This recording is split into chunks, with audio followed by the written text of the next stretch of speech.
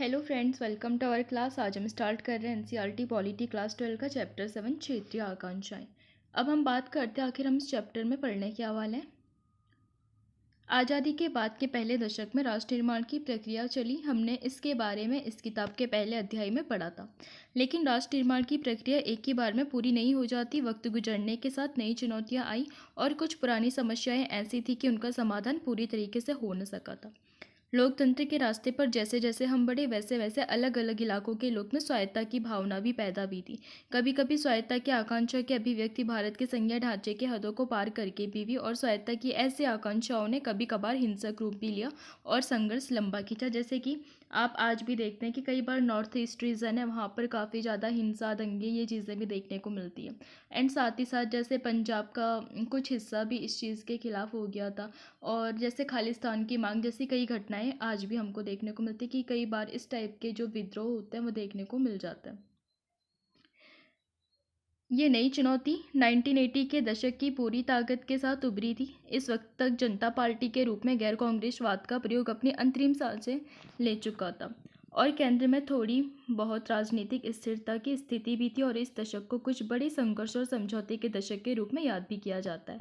इस दशक में असम, पंजाब, मिजोरम और जम्मू कश्मीर में क्षेत्रीय आकांक्षाओं ने सिर उठाया और सरकार को बड़े जतन के साथ समझौते भी करने पड़े थे। इस अध्याय में हम इन्हीं मामलों के बारे में पढ़ेंगे ताकि इन सवालों को उठा सकें। क्षेत्रीय आकांक्षाओं और उनमें उपजे तनाव को किन कारणों से बल मिलता है, भारत सरकार ने ऐसी चुनौतियों और तनावों के प्रति क्या कदम उठाए थे, लोकतांत्रिक अधिकारों और राष्ट्रीय एकता के बीच में संतुलन साधने में किस किस्म की कठिनाइयाँ आती हैं और लोकतंत्र में विविधताओं के बीच एकता कायम करने के लिहाज से हमें क्या सीख मिलती है। जो मतलब क्षेत्रीय आकांक्षाएं हैं तो उसको अक्सर क्षेत्र विशेष की भाषा में अभिव्यक्त किया जाता है और ये आकांक्षाएं स्थानीय जनता या फिर शासकों को संबोधित की जाती है। यहाँ जो पोस्टर आपको दिख रहा होगा उसे इस संदर्भ में विशेष कहा जाएगा कि उसमें 7 भाषाओं का इस्तेमाल किया गया है और स्पष्ट है कि इन भाषाओं के इस्तेमाल का उद्देश्य तमाम भारतीय नागरिकों तक अपनी बात पहुँचाना है।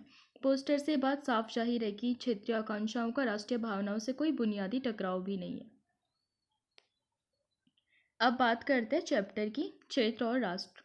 1980 के दशक को स्वायत्ता की मांगों के दशक के रूप में भी देखा जा सकता है। इस दौर में देश के कई हिस्सों से स्वायत्ता की मांग उठती है और इससे संवैधानिक हदों को भी पार किया। इन आंदोलनों में शामिल लोगों ने अपनी मांग के पक्ष में हथियार उठाए। सरकार ने उनको दबाने के लिए जवाबी कार्रवाई की और इस क्रम में राजनीतिक तथा चुनावी प्रक्रिया भी अवरुद्ध हुई थी।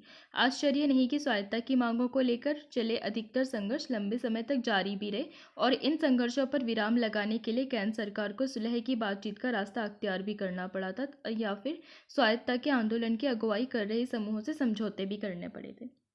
बातचीत की एक लंबी प्रक्रिया के बाद ही दोनों पक्षों के बीच में समझौता हो पाया था और बातचीत का लक्ष्य ये रखा गया कि विवाद के मुद्दों को संविधान के दायरे में रहकर निपटा लिया जाए।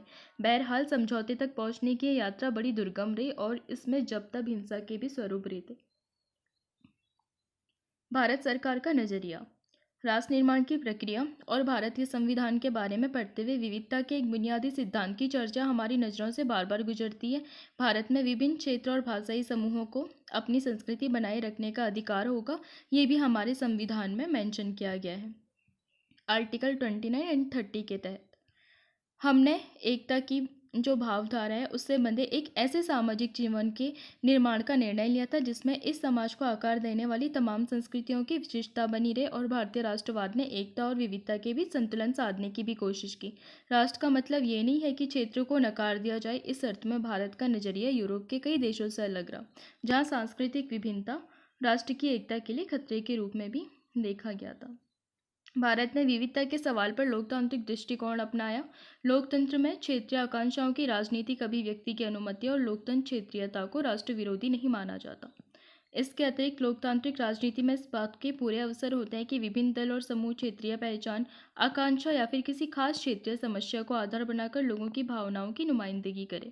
इस तरह लोकतांत्रिक राजनीति की प्रक्रिया में क्षेत्रीय आकांक्षाएं और ज़्यादा बलवती होती गई।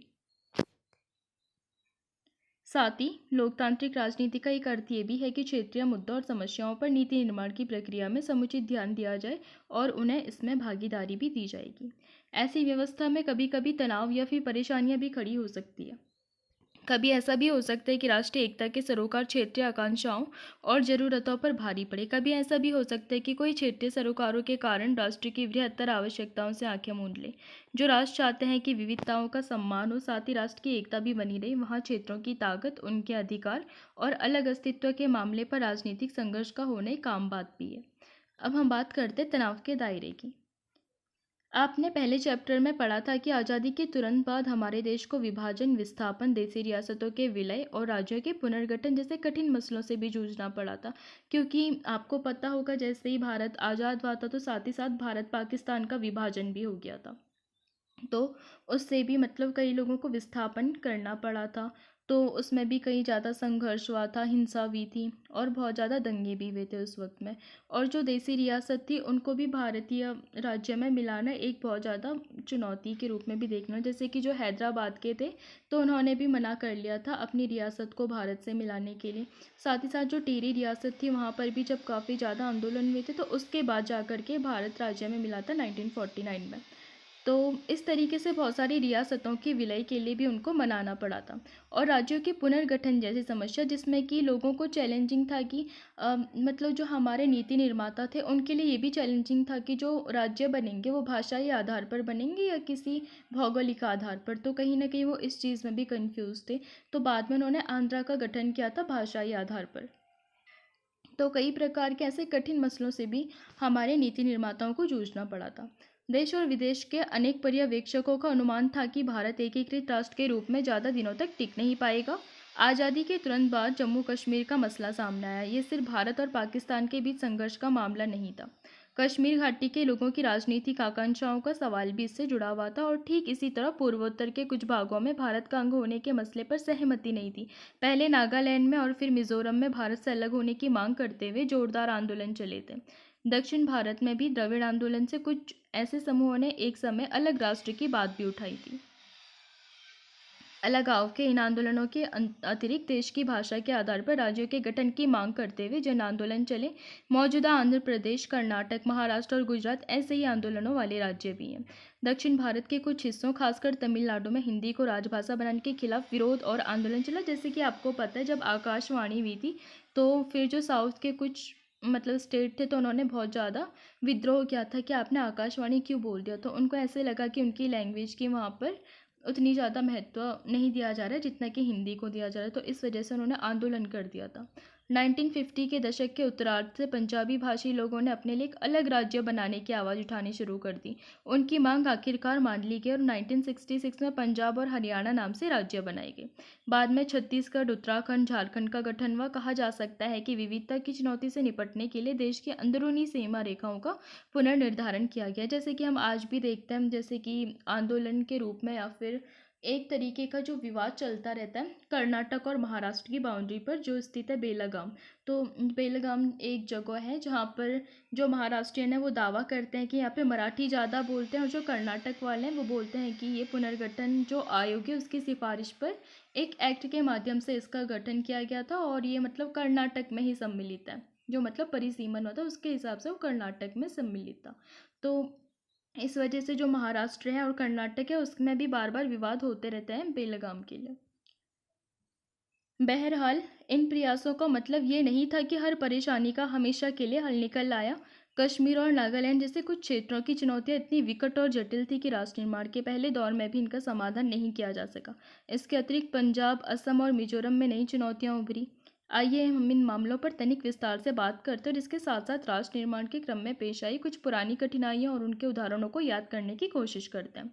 ऐसे मामलों में मिली सफलता या फिर विफलता सिर्फ अतीत के अध्ययन के लिए एक जरूरी प्रस्थान बिंदु नहीं, बल्कि भारत के भविष्य को समझने के लिए भी एक जरूरी सबक है। बात करते हैं जम्मू कश्मीर की। यहाँ पर आपको दिखाई दे रहा होगा जम्मू कश्मीर इंडिया के मैप में। यहाँ पर इसके यहाँ पे ऊपर ये लद्दाख है। आपने जैसे कि आपने गत वर्ष पढ़ा कि जम्मू और कश्मीर को अनुच्छेद 370 के अंतर्गत विशेष दर्जा दिया गया था, परंतु इसके बावजूद भी जम्मू और कश्मीर को हिंसा, सीमा पार का आतंकवाद और राजनीतिक अस्थिरता भी झेलनी पड़ी और इसके आंतरिक तथा बाहरी प्रभाव भी सामने आए। इसके परिणामस्वरूप कई लोग भी मारे गए, जिसमें निर्दोष नागरिक, सुरक्षाकर्मी और उग्रवादी भी शामिल थे। इसके अलावा कश्मीर घाटी से बड़े पैमाने पर कश्मीरी पंडितों का भी पलायन हुआ था और जम्मू और कश्मीर 3 सामाजिक और राजनीतिक क्षेत्रों जम्मू कश्मीर और लद्दाख से बना हुआ है। पर अब इसमें लद्दाख को अलग कर दिया गया है, मतलब लद्दाख अपने आप में एक अलग यूनियन टेरिटरी है। जम्मू क्षेत्र में छोटी पहाड़ियाँ और मैदानी भाग है। इसमें मुख्य रूप से हिंदू रहते हैं और मुसलमान, सिख और अन्य मतों के लोग भी रहते हैं। कश्मीर क्षेत्र के मुख्य रूप से कश्मीर घाटी है। यहाँ रहने वाले अधिकांश कश्मीरी मुसलमान हैं और शेष हिंदू, सिख, बौद्ध तथा अन्य भी हैं। लद्दाख मुख्य रूप से पहाड़ी क्षेत्र और इसकी जनसंख्या बहुत कम है, जिसमें लगभग बराबर संख्या में बौद्ध और मुसलमान हैं। अब समस्या की जड़ें देखें तो 1947 से पहले जम्मू और कश्मीर एक राजसी रियासत थी। इसके शासक महाराजा हरि सिंह भारत या पाकिस्तान में शामिल होना नहीं चाहते थे, बल्कि अपनी रियासत के लिए स्वतंत्र दर्जा चाहते थे और पाकिस्तानी नेताओं ने सोचा कि कश्मीर क्षेत्र पाकिस्तान का हिस्सा है, क्योंकि रियासत की अधिकांश आबादी मुसलमान थी। परंतु उस रियासत के लोगों ने इसे इस तरह नहीं देखा। उन्होंने सोचा कि सबसे पहले वे कश्मीरी हैं और क्षेत्रीय अभिलाषा का ये मुद्दा कश्मीरियत कहलाता है। राज्य ने नेशनल कॉन्फ्रेंस के शेख अब्दुल्ला के नेतृत्व में ये चलाया गया लोकप्रिय आंदोलन महाराजा से छुटकारा पाना चाहता था और साथ ही पाकिस्तान में शामिल होने के विरुद्ध भी था। नेशनल कॉन्फ्रेंस एक धर्मनिरपेक्ष संगठन था। इसका कांग्रेस के साथ लंबे समय से संबंध भी था और शेख अब्दुल्ला नेहरू सहित कुछ राष्ट्रवादी नेताओं के व्यक्तिगत मित्र भी थे। अक्टूबर 1947 में पाकिस्तान ने कश्मीर पर कब्जा करने के लिए अपनी तरफ से कबायली घुसपैठिए भी भेजे थे और इसने महाराजा को भारतीय सैनिक सहायता लेने के लिए बाध्य किया और भारत ने सैनिक सहायता दी और कश्मीर घाटी से घुसपैठियों को वापस खदेड़ दिया। परंतु ये तभी हुआ जब महाराजा ने भारत सरकार के साथ मिलकर विलय प्रपत्र पर हस्ताक्षर किए थे। जरा बात करें द्रविड़ आंदोलन की। लेकिन द्रविड़ आंदोलन से पहले भी ईवी रामास्वामी नायकर के बारे में जान लेते हैं। 1879 से 1973 में ये चर्चा में रहे थे, पेरियार के नाम से प्रसिद्ध थे, उनीश्वरवाद के प्रबल समर्थक थे और जाति विरोधी आंदोलन एवं द्रविड़ अस्मिता के उद्भावक भी थे। राजनीतिक जीवन की शुरुआत कांग्रेस कार्यकर्ता के रूप में हुई थी। आत्मसम्मान आंदोलन के जनक थे। 1925 में हुआ था जो ब्राह्मण विरोधी आंदोलन का इन्होंने नेतृत्व किया था। जस्टिस पार्टी के कार्यकर्ता और द्रविड़ कड़गम की स्थापना की थी। हिंदी और उत्तर भारतीय वर्चस्व का विरोध किया और उत्तर भारतीय लोग और ब्राह्मण द्रविड़ों से अलग आर्य हैं, इस मत का इन्होंने प्रतिपादन किया था। द्रविड़ आंदोलन की बात करें तो उत्तर हर दिन बढ़ता जाए, दक्षिण दिन दिन घटता जाए, तो इस तरीके के वहाँ पर नारे लगाए जा रहे थे। ये द्रविड़ आंदोलन के एक बेहद ज़्यादा लोकप्रिय नारे का हिंदी रूपांतर है। यह आंदोलन भारत के क्षेत्रीय आंदोलनों में सबसे ज़्यादा ताकतवर आंदोलन था और भारतीय राजनीति में यह आंदोलन क्षेत्रीयतावादी भावनाओं की सर्वप्रथम और सबसे प्रबल अभिव्यक्ति भी था। हालांकि आंदोलन के नेतृवर्ग के एक हिस्से की आकांक्षा एक स्वतंत्र द्रविड़ राष्ट्र बनाने की थी, पर आंदोलन ने कभी सशस्त्र संघर्ष की राह नहीं अपनाई थी। नेतृत्व ने अपनी मांग आगे बढ़ाने के लिए सार्वजनिक बहसों और चुनावी मंच का ही इस्तेमाल किया था, न कि हिंसा का। द्रविड़ आंदोलन की बागडोर तमिल समाज सुधारक ईवी रामास्वामी नायकर, यानी कि जिनको पेरियार के नाम से भी जाना जाता है, उनके हाथों में थी और इस आंदोलन से एक राजनीतिक संगठन द्रविड़ कड़गम का सूत्रपात भी हुआ था। ये संगठन ब्राह्मणों के वर्चस्व का विरोध करता था तथा उत्तरी भारत के राजनीतिक, आर्थिक और सांस्कृतिक प्रभुत्व को नकारते हुए क्षेत्रीय गौरव की प्रतिष्ठा पर जोर देता था। प्रारंभ में द्रविड़ आंदोलन समग्र दक्षिण भारतीय संदर्भ में अपनी बात रखता था, लेकिन अन्य दक्षिणी राज्यों के समर्थन न मिलने के कारण यह आंदोलन धीरे धीरे तमिलनाडु तक ही सिमट कर रह गया। बाद में द्रविड़ कड़गम दो धड़ों में बट गया और आंदोलन की समूची राजनीतिक विरासत द्रविड़ मुनेत्र कड़गम के पाले में केंद्रित हो गई। 1953 से 54 के दौरान डीएमके ने 3 सूत्री आंदोलन के साथ राजनीति में कदम रखा और आंदोलन की 3 मांगें थी। पहली की कल्लाकुड़ी नामक रेलवे स्टेशन का नया नाम डालमियापुरम निरस्त किया जाएगा और स्टेशन का मूल नाम बहाल किया जाना चाहिए। संगठन की मांग उत्तर भारतीय आर्थिक प्रतीकों के प्रति उसके विरोध को प्रकट करती थी। दूसरी मांग इस बात को लेकर थी कि स्कूली पाठ्यक्रम में तमिल संस्कृति के इतिहास को ज़्यादा महत्व दिया जाए और संगठन की तीसरी मांग राज्य सरकार के शिल्पकर्म शिक्षा कार्यक्रम को लेकर थी और संगठन के अनुसार ये नीति समाज में ब्राह्मणवादी दृष्टिकोण को बढ़ावा देती थी। डीएमके हिंदी को राजभाषा का दर्जा देने के भी खिलाफ थी और 1965 के हिंदी विरोधी जन आंदोलन की सफलता ने डीएमके को जनता के बीच और भी ज़्यादा लोकप्रिय बना दिया। कहीं ना कहीं जो ये हिंदी विरोधी आंदोलन चले थे वहाँ पे उसकी झलक हमें आज भी देखने को मिलती है, जैसे कि जो NEP 2020 है, तो जो तमिलनाडु सरकार है इस चीज़ को आज भी अस्वीकार करती है। उसके अकॉर्डिंग जो तमिल के स्टूडेंट्स हैं उनको शिक्षा सिर्फ तमिल में और इंग्लिश में ही वो देना चाहते हैं, इसीलिए उन्होंने NEP 2020 पर सिग्नेचर नहीं किए थे। वो किसी भी तीसरी रीजनल लैंग्वेज को फॉलो नहीं करना चाहते, इसीलिए वो NEP 2020 पे सिग्नेचर नहीं करते। राजनीतिक आंदोलनों के एक लंबे सिलसिले के बाद डीएमके को 1967 के विधानसभा चुनावों में बड़ी सफलता हाथ लगी। तब से लेकर आज तक तमिलनाडु की राजनीति में द्रविड़ दलों का वर्चस्व भी कायम है। डीएमके के संस्थापक सी अन्नादुरै की मृत्यु के बाद दल में देफाड़ हो गया और इसमें एक दल मूल नाम यानी कि डीएमके को लेकर आगे चला, जबकि दूसरा दल खुद को ऑल इंडिया अन्ना द्रमुक कहने लगा। ये दल स्वयं को द्रविड़ विरासत का असली हकदार बताता था और तमिलनाडु की राजनीति में ये दोनों दल 4 दशकों से दबदबा बनाए हुए थे। इनमें से एक दल 1996 से कैन में सत्तारूढ़ गठबंधन का हिस्सा भी रहा है। 1990 के दशक में MDMK मरुमलश्री द्रविड़ मुनेत्र कड़गम, PMK पट्टाली मक्कल कच्ची और DMDK देसिया मुरपोक्कू द्रविड़ कड़गम जैसे अन्य दल अस्तित्व में भी आए। तमिलनाडु की राजनीति में इन सभी दलों ने क्षेत्रीय गौरव के मुद्दे को किसी न किसी रूप में जिंदा रखा और एक समय क्षेत्रीय राजनीति को भारतीय राष्ट्र के लिए खतरा माना जाता था। लेकिन तमिलनाडु की राजनीति क्षेत्रवाद और राष्ट्रवाद के बीच सहकारिता की भावना का अच्छा उदाहरण भी पेश करती है।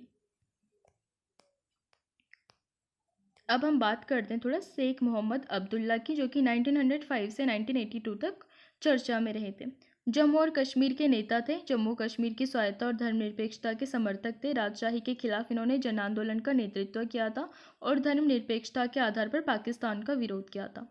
नेशनल कॉन्फ्रेंस के नेता थे। भारत में विलय के बाद जम्मू कश्मीर के प्रधानमंत्री रहे थे 1947 में और भारत सरकार द्वारा बर्खास्तगी और कारावास इनको मिला था 1953 से 1964 में। पुनः कारावास मिला था 1965 से 68 में और 1974 में इंदिरा गांधी के साथ समझौता किया इन्होंने और राज्य के मुख्यमंत्री पद पर आरूढ़ हुए थे। परंतु पाकिस्तान ने राज्य के एक बड़े हिस्से पर नियंत्रण जारी रखा, इसीलिए मामले को संयुक्त राष्ट्र संघ में ले जाया गया, जिसने दिनांक 21 अप्रैल 1948 के अपने प्रस्ताव में मामले को निपटाने के लिए एक 3 चरणों वाली प्रक्रिया की अनुशंसा की थी। पहला था पाकिस्तान को अपने वे सारे नागरिक वापस बुलाने थे जो कश्मीर में घुस गए थे। दूसरा, भारत को धीरे धीरे अपनी फौज कम करनी थी ताकि कानून व्यवस्था बनी रहे। और तीसरा, एक स्वतंत्र और निष्पक्ष तरीके से जनमत संग्रह कराया जाना था। परंतु इस प्रस्ताव के अंतर्गत कोई प्रगति न हो सकी और इसी बीच मार्च 1948 में शेख अब्दुल्ला जम्मू और कश्मीर के प्रधानमंत्री बन गए, जबकि भारत अनुच्छेद 370 के अंतर्गत उसे अस्थायी स्वायत्तता देने के लिए सहमत हो गया था और उस समय राज्य में सरकार का मुखिया प्रधानमंत्री कहलाता था। बाहरी और आंतरिक झगड़े की बात करें तो तब से जम्मू और कश्मीर की राजनीति बाहरी और आंतरिक दोनों कारणों से विवादास्पद और द्वंद्वपूर्ण बनी रही और बाहर से पाकिस्तान ने सदा दावा किया कि कश्मीर घाटी पाकिस्तान का हिस्सा होना चाहिए। जैसे कि हमने ऊपर जाना, पाकिस्तान ने 1947 में राज्य में कबायली हमला भी करवाया था, जिसके परिणाम स्वरूप राज्य का एक हिस्सा पाकिस्तानी नियंत्रण में आ गया था। हालांकि पाकिस्तान अधिकृत जम्मू कश्मीर POJ के भारतीय क्षेत्र है जिस पर पाकिस्तान का अवैध कब्जा है। 1947 से कश्मीर का मामला भारत और पाकिस्तान के बीच द्वंद्व का प्रमुख मुद्दा बना रहा। आंतरिक रूप से भारतीय संघ में कश्मीर के दर्जे के बारे में विवाद भी है। आपने गत वर्ष भारत का संविधान सिद्धांत और व्यवहार में अनुच्छेदों 370 और 371 के अंतर्गत विशेष प्रावधानों के बारे में भी पढ़ा है। तो इस विशेष दर्जे ने 2 विपरीत प्रतिक्रियाओं को जन्म दिया। जम्मू और कश्मीर के बाहर के लोगों का एक वर्ग है जो विश्वास करता था कि अनुच्छेद 370 द्वारा प्रदत्त राज्य का विशेष दर्जा राज्यों को भारत से पूर्ण रूप से एकीकृत नहीं होने देता। इस वर्ग को लगा कि अनुच्छेद 370 को रद्द कर देना चाहिए और जम्मू और कश्मीर को भारत के किसी भी अन्य राज्य की तरह ही माना जाना चाहिए।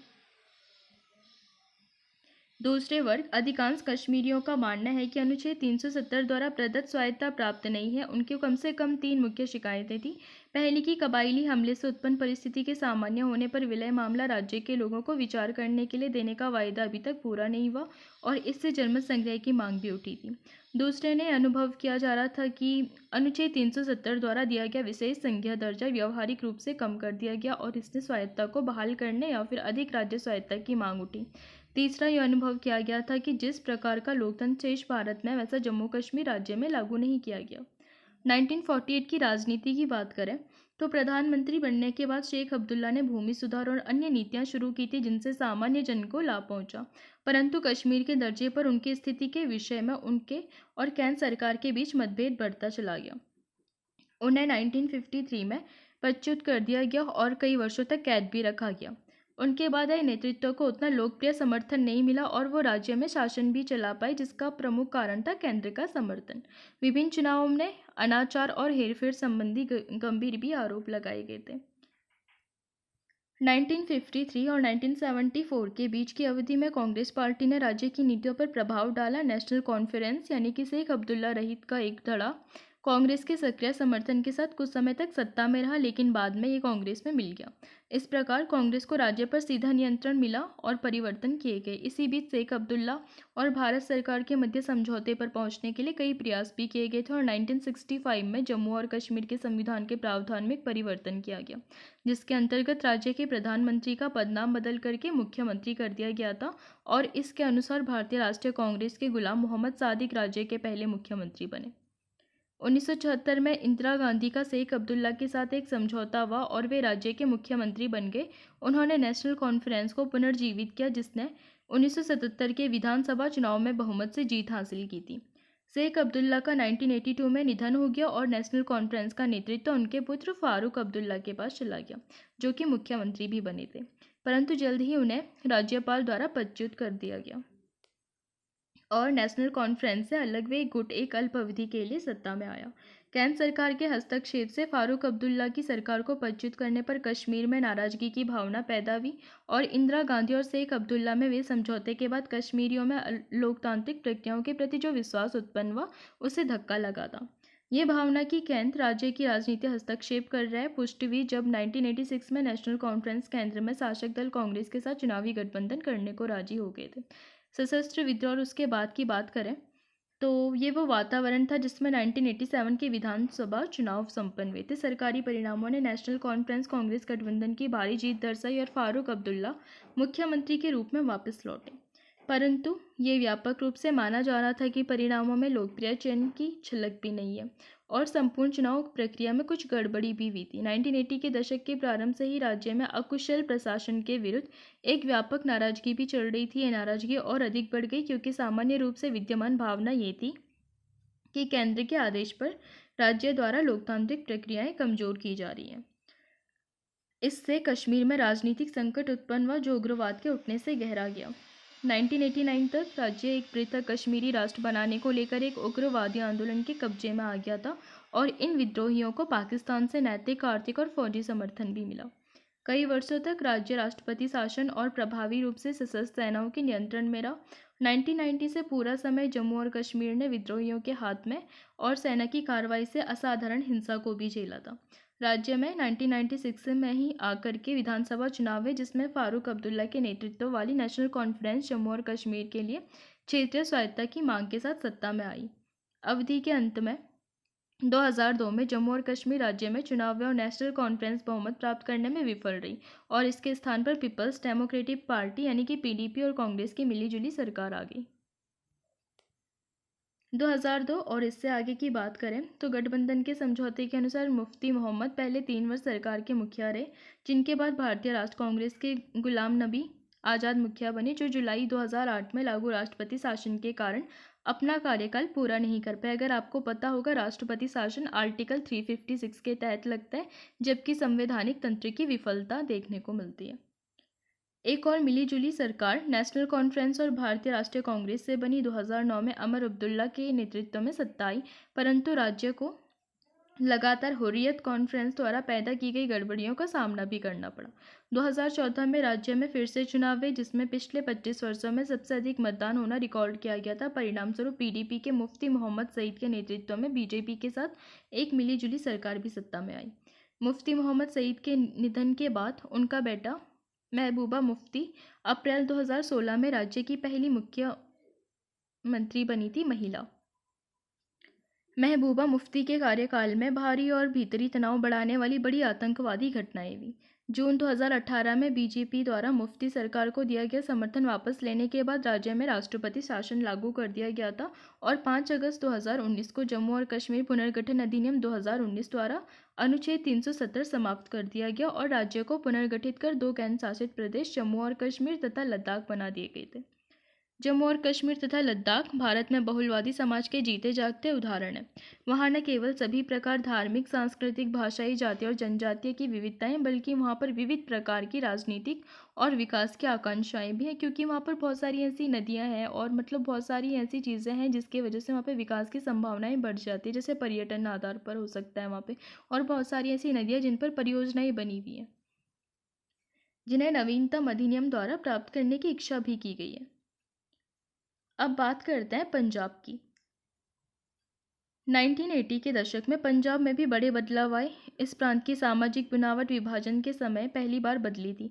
बाद में इनके कुछ हिस्सों से हरियाणा और हिमाचल प्रदेश नामक राज्य बनाए गए। इससे भी पंजाब की सामाजिक संरचना बदली। हालांकि 1950 के दशक में देश के शेष हिस्से भाषाई आधार पर पुनर्गठित किए गए थे, लेकिन पंजाब को 1966 तक इंतजार करना पड़ा। इस साल पंजाबी भाषी प्रांत का निर्माण हुआ। सिखों की राजनीतिक शाखा के रूप में 1920 के दशक में अकाली दल का भी गठन हुआ था। अकाली दल ने पंजाबी सूबा के गठन का आंदोलन चलाया और पंजाबी भाषी सूबे में सिख बहुसंख्यक हो गए थे। जरा बात करते हैं मास्टर तारा सिंह की। 1885 से 1967 तक ये चर्चा में रहे। प्रमुख सिख धार्मिक एवं राजनीतिक नेता थे। शिरोमणि गुरुद्वारा प्रबंधक कमेटी यानी कि SGPC के शुरुआती नेताओं में से एक थे। अकाली आंदोलन के नेता थे। स्वतंत्रता आंदोलन के समर्थक, लेकिन सिर्फ मुस्लिमों के साथ समझौते की कांग्रेस नीति के विरोधी रहे। स्वतंत्रता के बाद अलग पंजाब राज्य के निर्माण के समर्थक थे। अब बात करते हैं राजनीतिक संदर्भ क्या था। तो पंजाब सूबे के पुनर्गठन के बाद अकाली दल ने यहाँ 1967 और इसके बाद 1977 में सरकार बनाई। दोनों ही मौक़ों पर गठबंधन सरकार बनी। अकालियों के आगे ये बात स्पष्ट हो चुकी थी कि सूबे के लिए सीमांकन के बावजूद उनकी राजनीतिक स्थिति डामाडोल है। पहली बात तो ये कि उनकी सरकार को केंद्र ने कार्यकाल पूरा करने से पहले ही बर्खास्त कर दिया। दूसरे, अकाली दल को पंजाब के हिंदुओं के बीच कुछ खास समर्थन भी हासिल नहीं था। तीसरे, सिख समुदाय भी दूसरे धार्मिक समुदायों की तरह जाति और वर्ग के धरातल पर बटा हुआ था और कांग्रेस को दलितों के बीच, चाहे वे सिख हो या फिर हिंदू, अकालियों से कहीं ज़्यादा समर्थन प्राप्त था।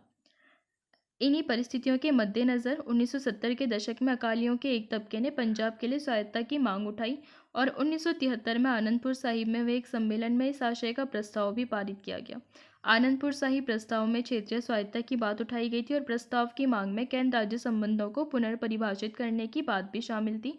और इस प्रस्ताव में सिख यानी कि कौम, नेशन या समुदाय की आकांक्षाओं पर जोर देते हुए सिखों के बोलबाला, प्रभुत्व या फिर वर्चस्व का ऐलान किया गया था। और ये प्रस्ताव भारत में संघवाद को मजबूत करने की अपील भी करता है। आनंदपुर साहिब प्रस्ताव का सिख जन समुदाय पर बड़ा कम असर पड़ा। कुछ साल बाद जब 1980 में अकाली दल की सरकार बर्खास्त हो गई तो अकाली दल ने पंजाब या फिर पड़ोसी राज्यों के बीच पानी के बंटवारे के मुद्दे पर एक आंदोलन चलाया। धार्मिक नेताओं के एक तबके ने स्वायत्त सिख पहचान की बात भी उठाई थी। अब बात करते हैं हिंसा के चक्र की। जल्द ही आंदोलन का नेतृत्व नरमपंथी अकालियों के हाथ से निकलकर चरमपंथी तत्वों के हाथ में चला गया और आंदोलन ने सशस्त्र विद्रोह का रूप ले लिया। उग्रवादियों ने अमृतसर स्थित सिखों के तीर्थ स्वर्ण मंदिर पर अपना मुख्यालय बनाया। स्वर्ण मंदिर एक हथियारबंद किले में तब्दील हो गया। 1984 के जून माह में भारत सरकार ने ऑपरेशन ब्लू स्टार चलाया और स्वर्ण मंदिर में की गई सैन्य कार्रवाई का कूट नाम था। इस सैन्य अभियान में सरकार ने उग्रवादियों को तो सफलतापूर्वक मार भगाया, लेकिन सैन्य कार्रवाई से ऐतिहासिक स्वर्ण मंदिर को क्षति भी पहुंची थी। इससे सिखों की भावनाओं को गहरी चोट लगी और भारत से बाहर बसे अधिकतर सिखों ने सैन्य अभियान को अपने धर्म विश्वास पर हमला माना था। इस बातों से उग्रवादी और चरमपंथी समूहों को और ज़्यादा बल मिला। जरा बात करते हैं सत हरिचंद सिंह लोंगोवाल की। 1932 से 1985 तक ये काफ़ी चर्चा में रहे थे। सिखों के धार्मिक एवं राजनीतिक नेता थे। छठे दशक के दौरान राजनीतिक जीवन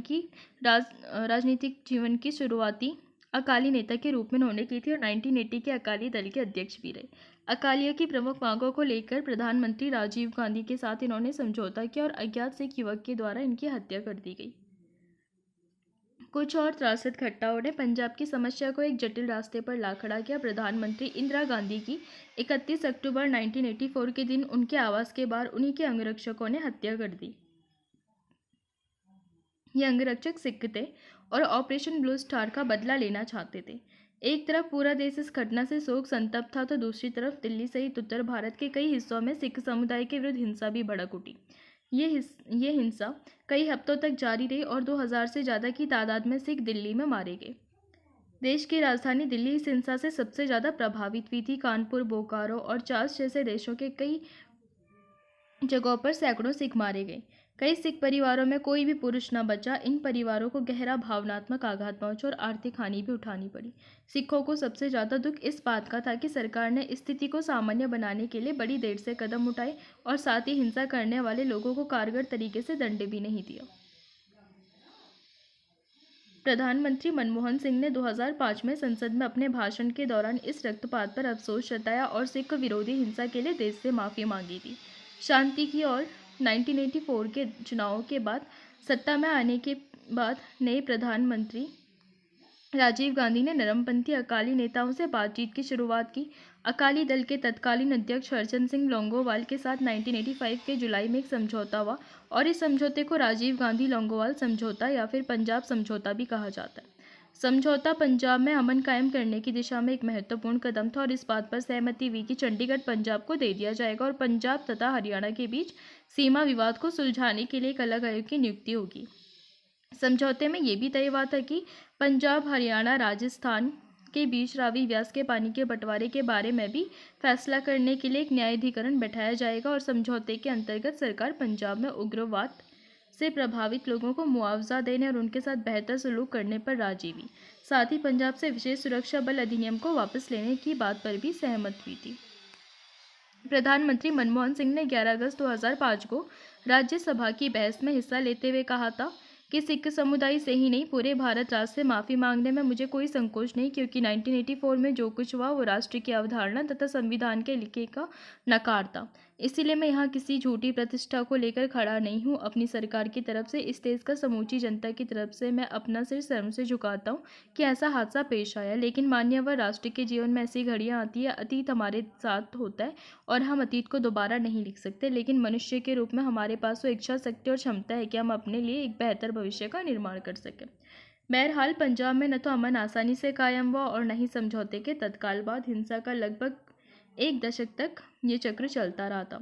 उग्रवादी हिंसा और इस हिंसा को दबाने के लिए की गई कार्रवाइयों में मानवाधिकार का व्यापक उल्लंघन व साथ ही पुलिस की ओर से भी ज्यादती हुई और राजनीतिक रूप से देखें तो घटनाओं के इस चक्र में अकाली दल बिखर गया। केंद्र सरकार को राज्य में राष्ट्रपति शासन लागू करना पड़ा। इससे राज्य में सामान्य राजनीतिक तथा चुनावी प्रक्रिया बाधित हुई। संशय और हिंसा से भरे माहौल में राजनीतिक प्रक्रिया को फिर से पटरी पर लाना आसान नहीं था और 1992 में पंजाब में चुनाव हुए तो महज 24% मतदाता वोट डालने के लिए आए थे। उग्रवाद को सुरक्षा बलों ने आखिरकार दबा दिया और लेकिन पंजाब के लोगों ने, चाहे वे सिख हों या फिर हिंदू, इस क्रम में अनगिनत दुख उठाए। 1990 के दशक के मध्यवर्ती वर्षों में पंजाब में शांति बहाल हुई और 1997 में अकाली दल, बादल और भाजपा के गठबंधन को बड़ी विजय मिली थी और उग्रवाद के खात्मे के बाद के दौर में ये पंजाब का पहला चुनाव था और राज्य में एक बार फिर आर्थिक विकास और सामाजिक परिवर्तन के सवाल प्रमुख हो उठे। हालांकि धार्मिक पहचान यहाँ की जनता के लिए लगातार प्रमुख बनी हुई है, लेकिन राजनीति अब धर्मनिरपेक्षता की राह पर चल पड़ी। बात करते हैं थोड़ा पूर्वोत्तर की। पूर्वोत्तर में क्षेत्रीय आकांक्षाएं 1980 के दशक में निर्णायक मोड़ पर आ गई थी और क्षेत्र में 8 राज्य अरुणाचल प्रदेश, असम, नागालैंड, मणिपुर, त्रिपुरा, मिजोरम और मेघालय, जो कि पहले उत्तर पूर्व क्षेत्र का गठन करते थे, उन्हें अक्सर 7 बहनें भी कहा जाता है। सिक्किम, जिसे सूची में जोड़ा गया, उन 7 राज्यों का भाई कहा जाता है और इस क्षेत्र में देश की कुल 4% आबादी निवास करती है, लेकिन भारत के कुल क्षेत्रफल में पूर्वोत्तर के हिस्से को देखते हुए यह आबादी दोगुनी की जाएगी। 22 किलोमीटर लंबी एक पतली सी राहदारी इस इलाके को शेष भारत से जोड़ती है। अन्यथा इस क्षेत्र की सीमाएं चीन, म्यांमार और बांग्लादेश से लगती हैं और ये इलाका भारत के लिए एक तरह से दक्षिण पूर्व एशिया का प्रवेश द्वार भी है। इस इलाके में 1947 के बाद से अनेक बदलाव आए। त्रिपुरा, मणिपुर और मेघालय का खासी पहाड़ी क्षेत्र और पहले अलग अलग रियासत भी थे। आज़ादी के बाद भारत संघ में इनका विलय हुआ। पूर्वोत्तर के पूरे इलाके का बड़े व्यापक स्तर पर राजनीतिक पुनर्गठन हुआ था। नागालैंड को 1963 में राज्य बनाया गया। मणिपुर, त्रिपुरा और मेघालय 1972 में राज्य बने, जबकि मिजोरम और अरुणाचल प्रदेश 1987 में राज्य का दर्जा दिया गया था। 1947 के भारत विभाजन से पूर्वोत्तर के इलाके भारत के शेष भागों से एकदम अलग थलग भी पड़ गए थे और इसका अर्थव्यवस्था पर इससे दुष्प्रभाव पड़ा। भारत के शेष भागों से अलग थलग पड़ जाने के कारण इस इलाके में विकास पर ध्यान ही नहीं दिया जा सका और यहाँ की राजनीति की भी अपनी दायरे से सीमित रही। इसके साथ साथ पड़ोसी राज्यों और देशों से आने वाले शरणार्थियों के कारण इलाके की जनसंख्या की संरचना में बड़ा बदलाव भी आया था। पूर्वोत्तर का अलग थलग पड़ जाना, इस इलाके की जटिल सामाजिक संरचना और देश के अन्य हिस्सों के मुकाबले इस इलाके का आर्थिक रूप से पिछड़ा होना जैसी कई बातों ने एक साथ मिलकर एक जटिल स्थिति पैदा की। ऐसे में पूर्वोत्तर के राज्यों से बड़ी बेतरतीब किस्म की मांगें उठी और इस इलाके में भारत की अंतर्राष्ट्रीय सीमा रेखा काफ़ी बड़ी है, लेकिन पूर्वोत्तर और भारत के शेष भागों के बीच संचार व्यवस्था बड़ी लचर है। इससे भी पूर्वोत्तर की राजनीति का स्वभाव ज़्यादा संवेदनशील रहा। पूर्वोत्तर के राज्यों में राजनीति पर 3 मुद्दे हावी हैं: स्वायत्तता की मांग, अलगाव के आंदोलन और बाहरी लोगों का विरोध। जैसे कि हम आज भी देखते हैं, वहाँ पर कई प्रकार की जो जनजातियाँ हैं वो आंदोलन करती रहती हैं। इसमें पहले मुद्दे यानी स्वायत्तता की मांग पर 1970 के दशक में कुछ शुरुआती पहल की गई। इससे शेष 2 मुद्दे 1980 में नाटकीय मोड़ भी इसने लिया था। अब बात करेंगे स्वायत्तता की मांग की। आज़ादी के वक्त मणिपुर और त्रिपुरा को छोड़ दें तो पूरा इलाका असम कहलाता था। गैर असमी लोगों को जब लगा कि असम की सरकार उन पर असमी भाषा थोप रही है तो इस इलाके से राजनीतिक स्वायत्तता की मांग उठी। पूरे राज्य में असमी भाषा को लादने के खिलाफ विरोध प्रदर्शन हुए और दंगे हुए थे।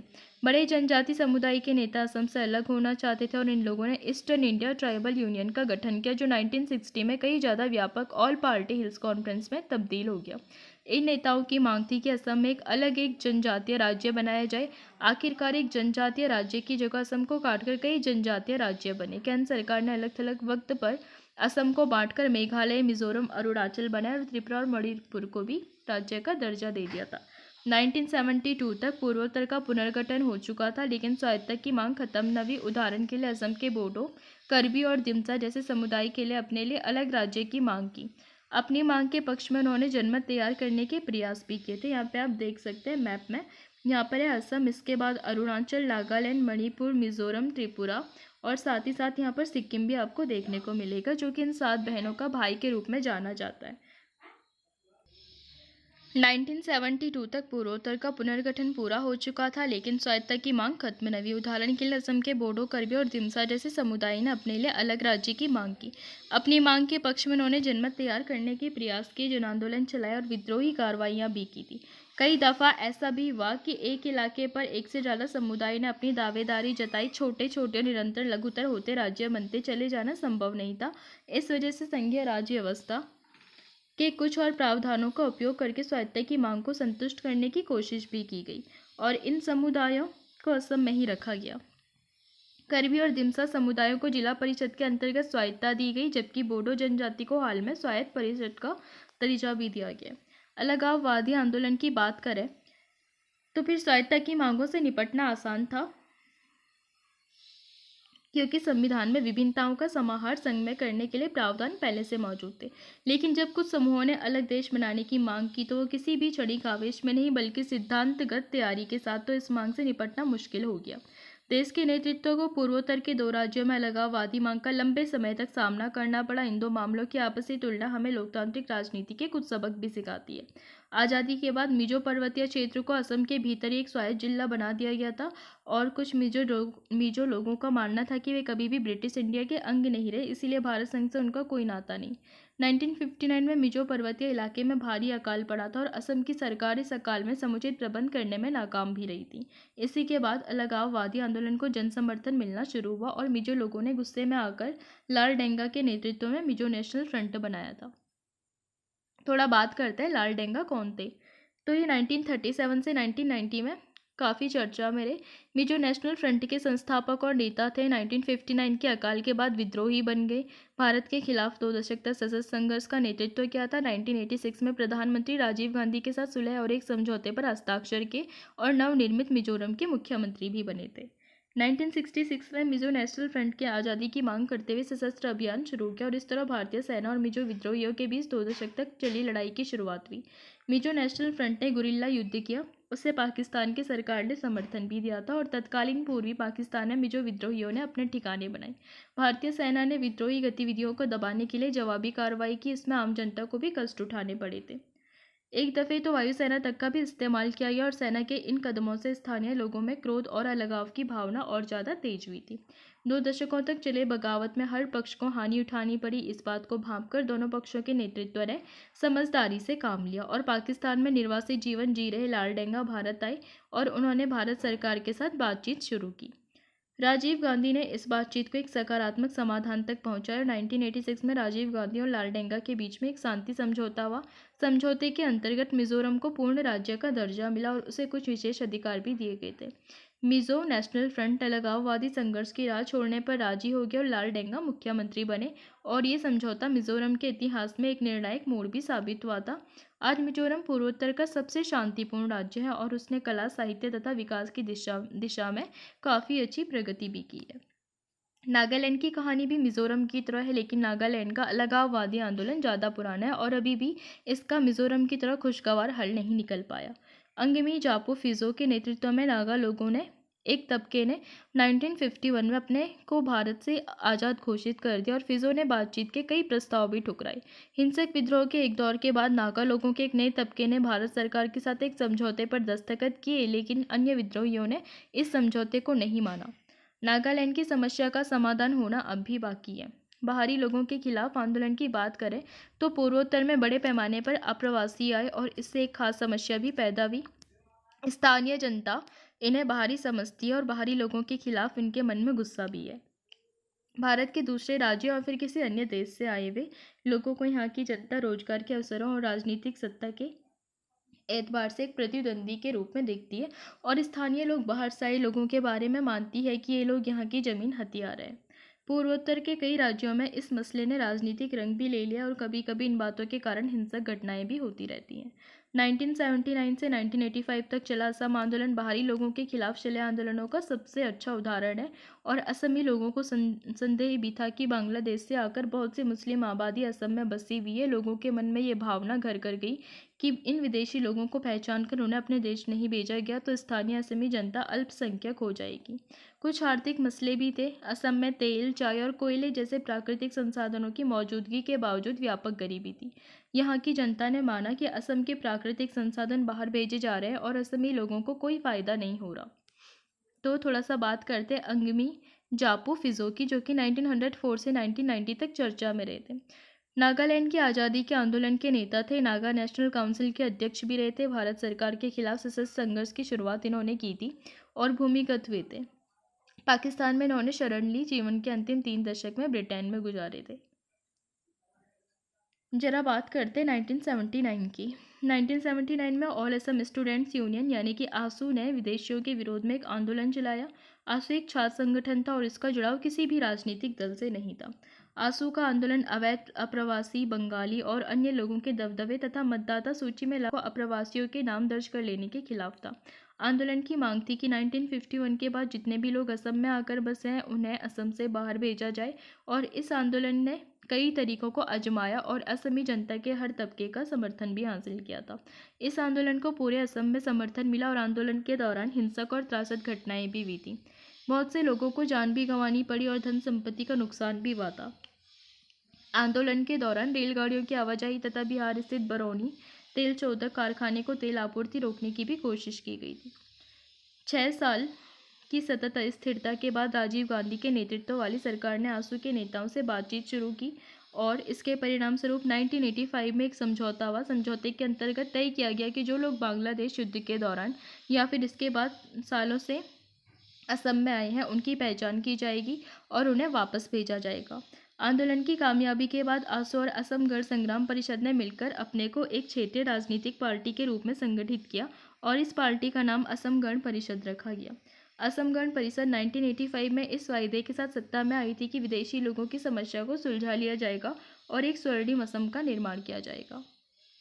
असम समझौते से शांति कायम हुई और प्रदेश की राजनीति का चेहरा भी बदला, लेकिन अप्रवास की समस्या का समाधान नहीं हो पाया। बाहरी का मसला अब भी असम में और पूर्वोत्तर के अन्य राज्यों की राजनीति में एक जीवंत मसला है। ये समस्या त्रिपुरा में ज़्यादा गंभीर है क्योंकि यहाँ के मूल निवासी खुद अपने ही प्रदेश में अल्पसंख्यक बन गए हैं। मिजोरम और अरुणाचल प्रदेश के लोगों में भी इसी भय के कारण चकमा शरणार्थियों को लेकर गुस्सा बना रहता है। बात करते समाहर और राष्ट्रीय अखंडता की।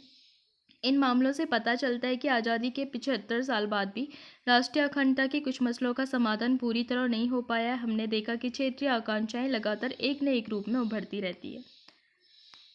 सिक्किम का विलय, तो जरा इससे बात करते हैं, लेकिन इससे पहले बात करेंगे कांची लेंतुप दोरजी खांगसरपा की। यह 1904 में काफ़ी चर्चा में रहे थे।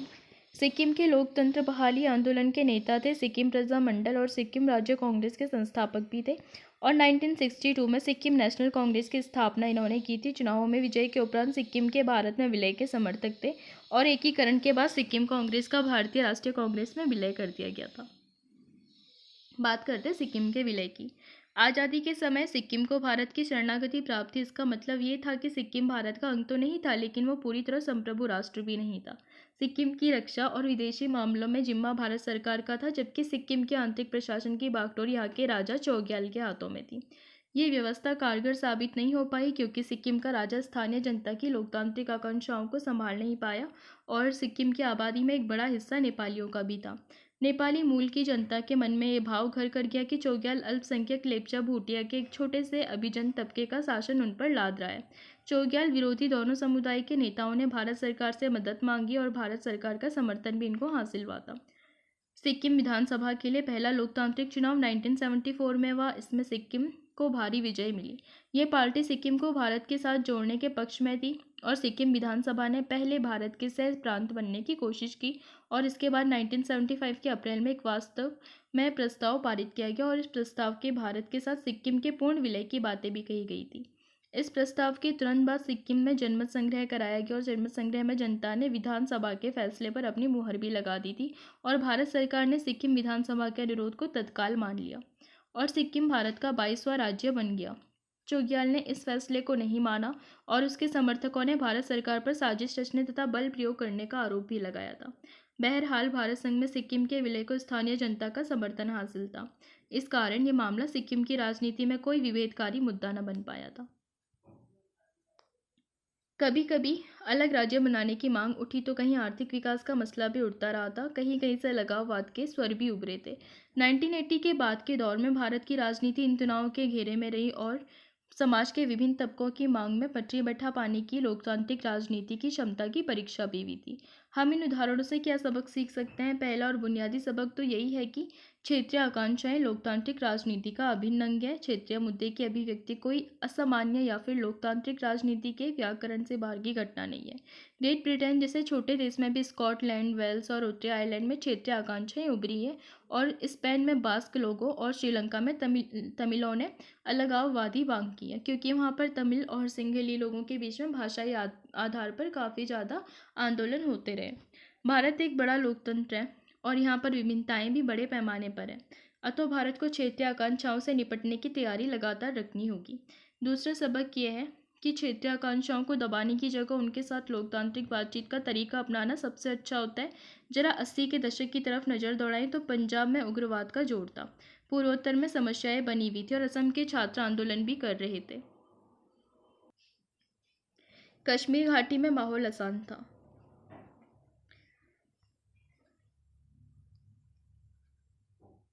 का साधारण मामला मानकर पूरी गंभीरता दिखाई गई। बातचीत के जरिए सरकार ने क्षेत्रीय आंदोलन के साथ समझौता किया, इससे सौहार्द का मामला बना और कई क्षेत्रों में तनाव कम हुआ। मिजोरम के उदाहरण से पता चलता है कि राजनीतिक सुलह के जरिए अलगाववाद की समस्या से बड़े कारगर तरीके से निपटा जा सकता है। तीसरा सबक है सत्ता की साझेदारी के महत्व को समझना। सिर्फ लोकतांत्रिक ढांचा खड़ा कर लेना ही काफ़ी नहीं होता, इसके साथ ही विभिन्न क्षेत्रों के दलों समूहों को केंद्रीय राज्य व्यवस्था में हिस्सेदार बनाना भी जरूरी है। ठीक इसी तरह ये कहना भी नाकाफ़ी है कि किसी प्रदेश या फिर क्षेत्र को उसके मामलों में स्वायत्तता दी गई है। क्षेत्रों को मिलाकर ही पूरा देश बनता और इसी कारण देश की नियति के निर्धारण में क्षेत्रों की बातों को वजन भी दिया जाना चाहिए। यदि राष्ट्रीय स्तर के निर्णयों में क्षेत्रों को वजन नहीं दिया गया तो उनमें अन्याय और अलगाव का बोध भी पनपेगा। और चौथा सबक ये है कि आर्थिक विकास के एतबार से विभिन्न इलाकों के बीच असमानता हुई तो पिछड़े क्षेत्रों को लगेगा कि उनके साथ भेदभाव हो रहा है। भारत में आर्थिक विकास प्रक्रिया का एक तथ्य क्षेत्रीय असंतुलन भी है। ऐसे में स्वाभाविक है कि पिछड़े प्रदेशों या फिर कुछ प्रदेशों के पिछड़े इलाकों को लगे कि उनके पिछड़ेपन को प्राथमिकता के आधार पर दूर किया जाना चाहिए। वे ये भी कह सकते हैं कि भारत सरकार ने जो नीतियां अपनाई उसी के परिणाम स्वरूप क्षेत्रीय असंतुलन पैदा हुआ। अगर कुछ राज्य गरीब रहे और बाकी तेजी से प्रगति करें तो क्षेत्रीय असंतुलन पैदा होगा, साथ ही अंतर प्रांतीय या फिर अंतर क्षेत्रीय अप्रवास में भी बढ़ोतरी होगी। सबसे आखिरी बात यह है कि इन मामलों से हमें अपने संविधान निर्माताओं की दूरदृष्टि का भी पता चलता है कि वे विभिन्नताओं को लेकर अत्यंत सजग थे।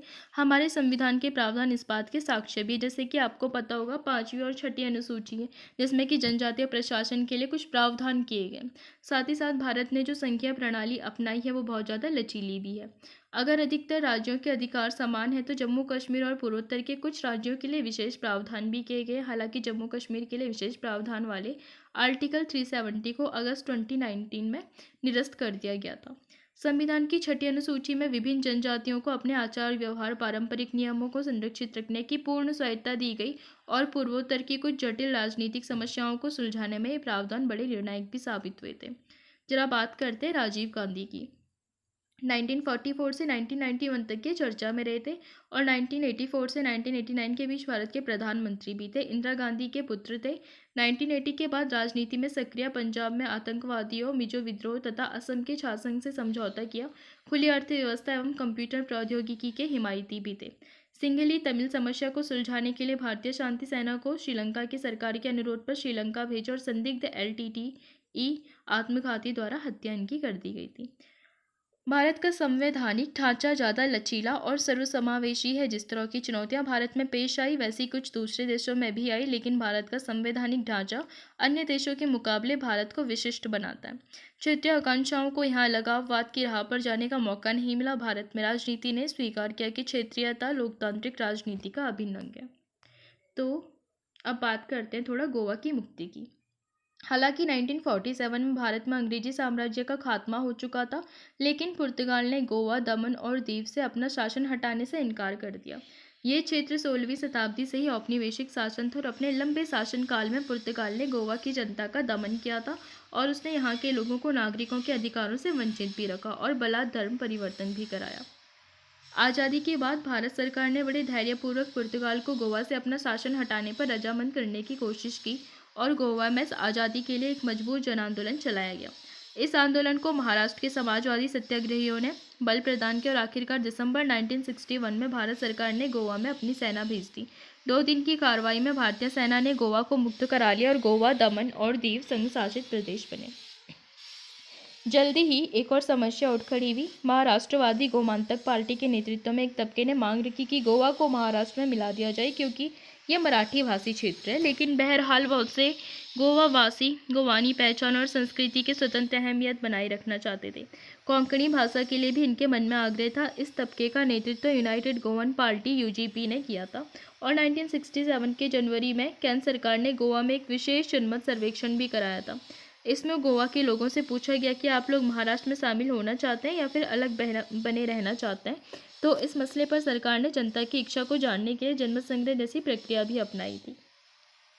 अधिकतर लोगों ने महाराष्ट्र से अलग रहने के पक्ष में मत डाला। इस तरह गोवा संघ शासित प्रदेश बना रहा और अंततः 1987 में गोवा भारत संघ का एक राज्य भी बन गया था। तो मुझे लगता है आप आज का चैप्टर समझ गए होंगे। अब आपके लिए होमवर्क, आप चाहे तो इनको मैच कर सकते हैं। पहला, सामाजिक आर्थिक पहचान के आधार पर राज्य का निर्माण, भाषाई पहचान और केंद्र के साथ तनाव, क्षेत्रीय संतुलन के फलस्वरूप राज्य का निर्माण और आदिवासी पहचान के आधार पर अलगाववादी मांग। तो आप चाहे तो इनको मैच कर सकते हैं और कुछ आंसर्स लिख भी सकते हैं। पंजाब समझौते के मुख्य प्रावधान क्या थे? क्या ये प्रावधान पंजाब और उसके पड़ोसी राज्यों के बीच तनाव बढ़ाने के कारण बन सकते हैं? तर्कसहित उत्तर दें। आनंदपुर शाही प्रस्ताव के विवादास्पद होने के कारण क्या थे? कश्मीर को क्षेत्रीय स्वायत्तता के मसले पर विभिन्न पक्ष क्या है? इनमें से कौन सा पक्ष आपको समुचित जान पड़ता है? अपने उत्तर के पक्ष में तर्क भी दें। भारत के विभिन्न भागों से उठने वाली क्षेत्रीय मांगों से विविधता में एकता के सिद्धांत की अभिव्यक्ति होती है। क्या आप इस कथन से सहमत है? तर्क दें। तो मुझे लगता है आज के लिए इतना काफ़ी है। अब मिलेंगे नेक्स्ट क्लास में। अगर आपको पसंद आए तो लाइक कीजिए, शेयर कीजिए, सब्सक्राइब कीजिए। टेलीग्राम का लिंक आपको डिस्क्रिप्शन में मिल जाएगा, आप वहाँ पे जाके चैनल को ज्वाइन कर सकते हैं। क्लासेस अपडेट आपको मिलती रहेगी, PDF भी आपको प्रोवाइड हो जाएगी। और साथ ही साथ अगर आपको लगता है कि NCERT पढ़ने का टाइम नहीं है तो आप इसे फ्री टाइम में सुन सकते हैं। Thanks to watching.